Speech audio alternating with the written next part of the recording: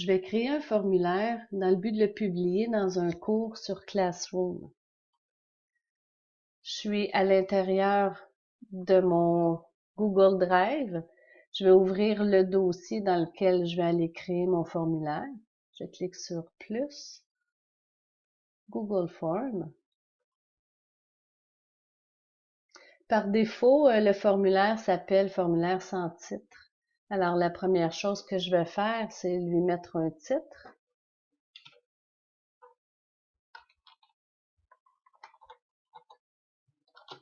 Voilà, un foire annuel. Aussitôt que j'ai mis mon titre, je vais faire un clic ici sur le nom du document. Il va automatiquement prendre le même nom que le nom de mon formulaire. Dans ma question numéro 1, je vais demander aux élèves d'inscrire leur nom. Alors, je viens ici choisir le format de la réponse que je veux qu'ils mettent. Alors, je vais choisir réponse courte. Ici, je vais mettre le petit bouton à obligatoire, ce qui fait que les élèves ne pourront pas aller répondre à la question suivante tant qu'ils n'auront pas répondu à la première. J'ajoute une question. Ici, maintenant, je veux connaître dans quel groupe l'élève est. Alors, je vais choisir choix multiple. On voit ici que c'est un petit bouton radio. Alors, quand c'est un bouton radio, on peut choisir une seule réponse. Alors, je vais lui mettre toutes les réponses possibles.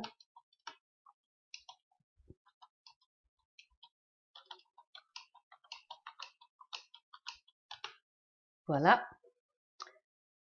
J'ajoute une autre question.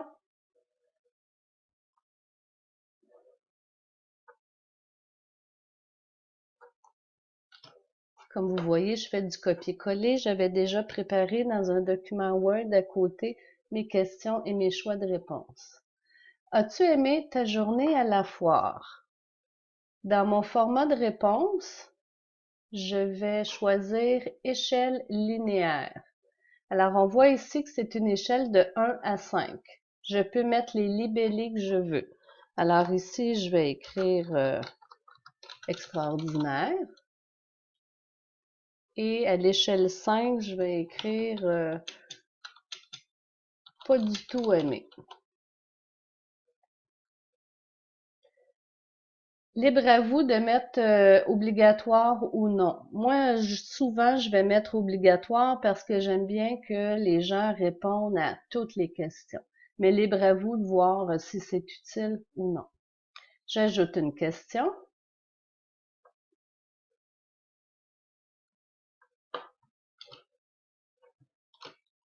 À quelle activité as-tu participé?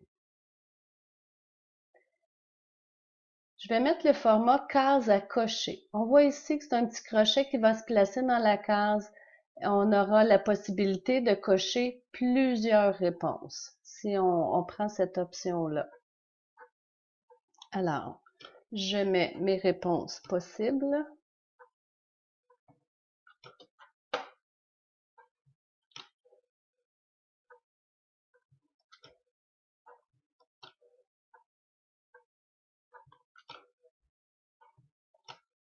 Voilà, c'est terminé. J'ajoute une autre question.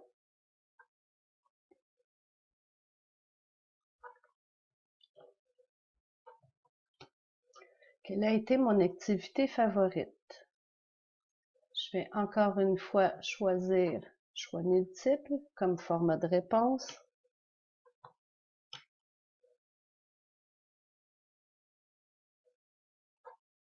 Je vous le dirai pas encore une fois. Oui, j'avais déjà choisi ici choix multiple. Alors ici aussi, l'élève pourra choisir une seule réponse.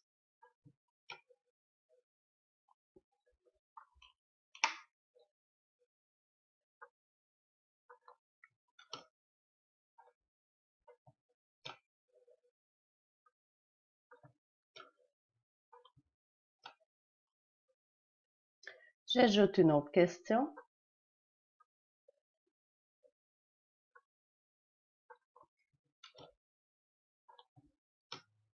Prochaine foire.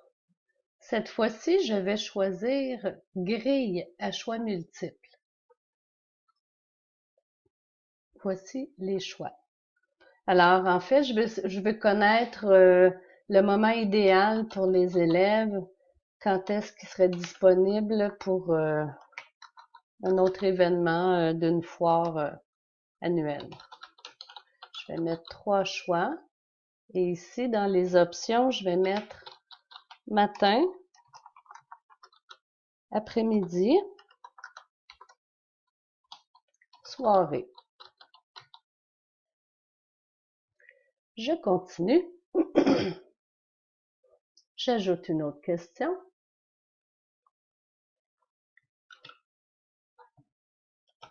L'an prochain, j'irai avec, cette fois-ci, mon format de réponse sera une liste déroulante. Encore ici, l'élève pourra faire un seul choix.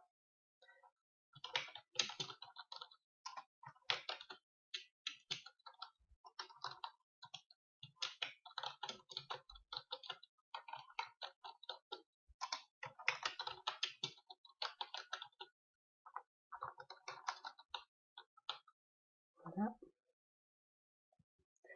Et ma dernière question, je veux avoir les commentaires.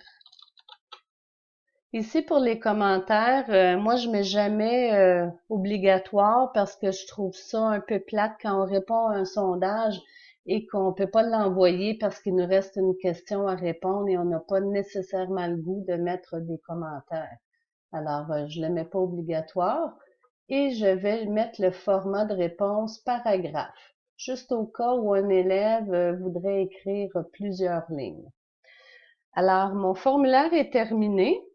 Je vais aller regarder l'aperçu, juste ici avec le petit œil. En cliquant sur aperçu, ça me donne une idée de ce que les élèves vont voir quand ils vont aller répondre à mon formulaire. On remarque ici que quand je suis en aperçu, j'ai un nouvel onglet qui vient de s'ouvrir. Alors, je vais le refermer pour retourner travailler mon formulaire. Je vais aller personnaliser le thème. Je peux changer la couleur. Je peux changer la couleur d'arrière-plan. Je peux choisir une autre police. Je peux aussi insérer une image sur le bandeau en haut de mon formulaire. Ici, ce sont tous les choix offerts dans le Google Form. Il y a plein de thèmes, il y a beaucoup de choses. J'ai ici, je peux aussi ajouter une photo, mais là, attention, ici, ce sont les photos qui sont dans le Drive. Si je vais aller chercher une photo ou une image dans mon ordinateur, je clique sur Importer, Parcourir, et je vais aller à l'endroit dans mon ordinateur où j'ai des images. Je choisis cette image-ci. Je ne sais pas pourquoi, depuis un petit bout de temps, là, on voit pas vraiment l'image ici dans l'encadré, mais c'est pas grave, ça fonctionne pareil.